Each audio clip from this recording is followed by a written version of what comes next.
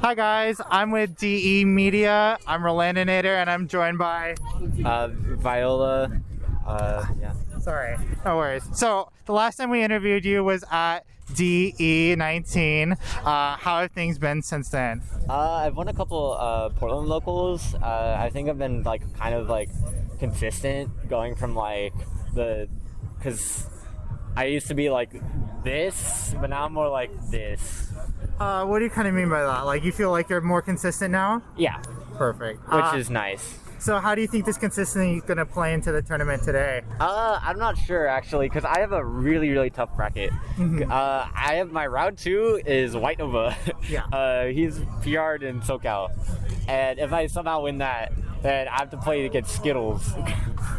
So it sounds like you kind of have like an expectation that you're not going to win against him. I mean, I think it's 50-50, because Meta Knight Palu is Meta Knight Palu. It's really good, surprisingly. Well, actually, it's not surprising.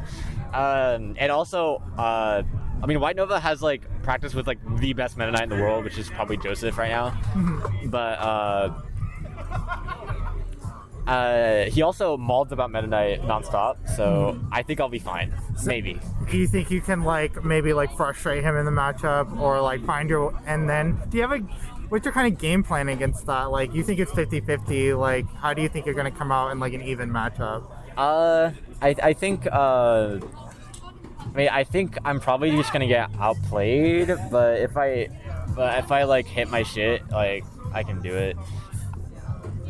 So let's say you get knocked out. How do you feel about the rest of the tournament? What is your expectations for yourself and how you prepared for it? I don't know, because I'm trying not to have expectations, because those are kind of bad for your mentality sometimes, because you end up overthinking things mid-game, at least from my experience. But I honestly I have a tendency to flop in at Back in Blood specifically. So I don't know. I'll see how it goes. So how do you deal with that juxtaposition of not wanting to have expectations, but in the back of your mind expecting to flop at this kind of tournament? I don't know. It's hard. Mentality is complicated. It always has been. Yeah. How do you think that ever since Domino Effect, you're riding on wins? How do you think that your mentality and self-esteem has kind of been going as a competitor? I mean, I think at Domino Effect, I was on some different shit. I don't know why, but I've been mainly just trying to figure out how to play have the same mentality as I did, because I took a lot losses very well, and I was just kind of playing, and I want to experience that again, but it's gonna be a bit. So I'd say since Domino Effect, it's been down, but I'll try to bring it back up. Do you think that the consistency and your lack thereof goes hand in hand, as you're kind of saying, with these expectations as a competitor and your self-esteem towards what you expect to get out of the game? Can you repeat that? Sorry if that was complicated. So what I'm saying is, it seems as if, as a competitor, you don't want to have expectations, and you think that you want to win, but it seems like in the back of your head there's these nagging issues that correlate with thinking you're going to flop or not being able to be consistent. You seem like a really smart person. You obviously can answer the puzzle of how to play this game and how to beat people, and you've come very far and you're doing well. It seems like you may have this roadblock of consistency. How do you think, based on what you do, how you're going to answer that kind of question? I don't know. I think mentality is just it's a lot of small success stories mainly. I kept my composure here. I didn't have any. I didn't expect to win here, and etc. It's just where I focused well at this point, and you just kind of figure out what made you work so well in those moments, and then you try to just replicate it. That's from my experience, anyways. Would you say your mentality as a competitor and as a player kind of goes in hand as your like as a personal skill of growth in your own like character development as not just like a competitor and a player, but as a person? Yeah, I think I've had to like answer a lot of questions like internally through competing. I think competing teaches you a lot about yourself, and yeah, I do think that it has changed me. Yeah. So to build on that, I'm sorry if this sounds kind of weird, but is that really fun to you to be able to like find this outlet to grow as a person and express yourself and while playing a video game? Like, it's actually really cool. I actually get out because like I struggle to like feel the things that I'm actually feeling a lot in my personal life, but whenever I go to tournaments, I'm a very expressive person, and I think that outlet is very important for that reason, because obviously not feeling things is very bad. Yeah. Why do you think you can come to these tournaments and maybe be yourself and express yourself where maybe there's other circumstances you can't be? Like, you can express yourself here, right? Yeah, I think a large part of it is the scene in the PNW is really good. I'm constantly like in fear in other places, but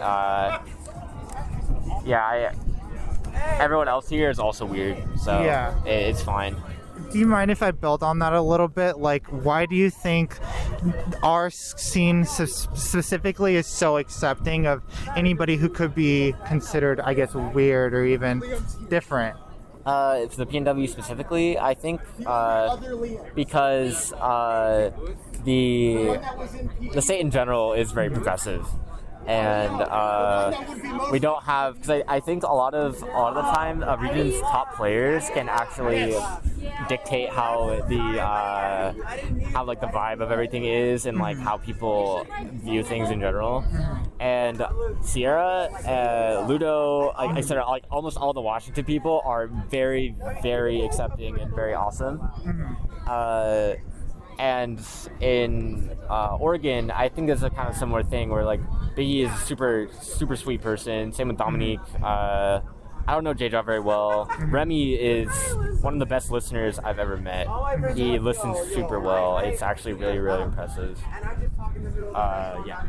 So, to not beat around the bush a little bit, I, as like a random cis dude, don't understand different people's issues. Why do you think, as an outsider looking in, Smash, it seems like just Smash in general, is so non-tolerant of not accepting trans people and not accepting LGBT people? And do you feel that's true? It's just like the Smash community in general, or do you think that's just a special flavor of PNW Smash because of where we are? It's partly PNW Smash, and also I think that a lot of the time the people that end up in this community are people that aren't really that accepted in their other communities, like so I think we end up being more progressive as a result, because there's a lot of like quote unquote nerds, like people that I assume like a lot of neurodivergent people as well, and so yeah, I think that's mostly it. So, do you think, as maybe a trans person and a neurodivergent person, do you feel that maybe that for once, like, video games have created a good thing in your life, despite the stigma and they're bad? Like, we've created a space where you can be you and everybody can be each other, and we're non-tolerant of the disacceptance. I think video games, since they're, I think a large part of it is that they're a new thing. So a lot of the people that I end up meeting, at least, are younger people, and so like if the scene is like mostly younger people, like that's going to change. Like if the majority is younger, then that kind of changes the dynamic of everything. Like sports have been around like for a long time, and so like there's like a lot of like older people that might have like views from the past, like not as progressive, and I think video games, like sports and stuff, is an amazing way to meet people. Like communities are super tight, like regional pride, just like meeting people It's very, very similar. Do you have hope that, like, as our community continues to persist, hopefully over time, that it's going to stay this way and we can be this, like, accepting space for people and, like, a tight-knit group of people as we grow bigger and bigger? The PNW Smash scene or Smash in general? Both. For PNW Smash, I believe in that, especially since most of us, like, we have a lot more, like, for example, women in our scene, especially in Washington. There's a lot of women in the scene. In Oregon, there's a decent amount of women too, and that's not the same as in other places. So I think we're gonna stay as progressive as we are. There's of course going to be weird people that show up all the time. Like, there's this, like, transphobic person who's just hanging around at a tournament. I was like, what the fuck? And I had to talk to the TOs about it, but that got sorted as far as I know. So I think we should not pause on there. Do you think that as responses are happening, do you think we hold ourselves accountable to dealing with people that, you know, have unacceptable behavior in the community? Yeah, I think this should be a safe space for people. We need to keep it that way. That's very, very important. But do you think that we, so far, based on our actions, have actually stayed true to that? I think we have stayed pretty true to that. There was I remember it took a bit longer of a time than it should have to get rid of a couple people that were very, very problematic in our scene with their views and such, which was kind of unfortunate. But I think overall we're doing a good job of making this a safe space for everyone. Can I ask you a question that maybe if you don't have the answer to, it's okay? In Washington around, like, last year when the Smash 4 and, like, a whole bunch of Melee players and Ultimate players, like former Smash 4 players, were being canceled, like, Washington took a stance to build a community and a panel to, you know, make a list of people banned and make a list of people of, like, how us as TOs should run the tournament and be able to handle these situations. Do you feel that Oregon and other Smash communities have kind of responded in a similar way? There is somebody in our scene that did some pretty fucked up shit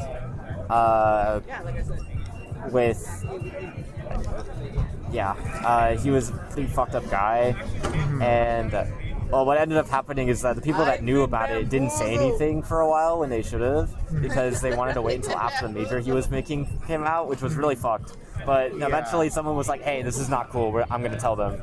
And so there's, like, a whole thing on it, and then we did get him out of there as soon as, like, we knew. And I think there is a list of, like, banned players for us as well. So I think we are doing a good job in Oregon.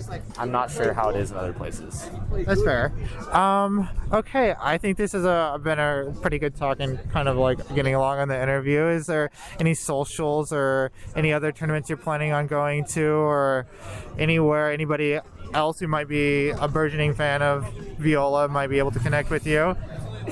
Okay, that's really funny to hear, but my Twitter's @FatPikistan, and that's, like, pretty much the best way to contact me, unless you would get my Discord, but I'm not gonna accept random friend requests from Discord people. For tournaments, I am going to Genesis. I might be going to Domino Effect, but I have to reg still. Do you have any kind of, like, stream or anything like that? I don't stream. Okay, cool. Thank you so much. All right.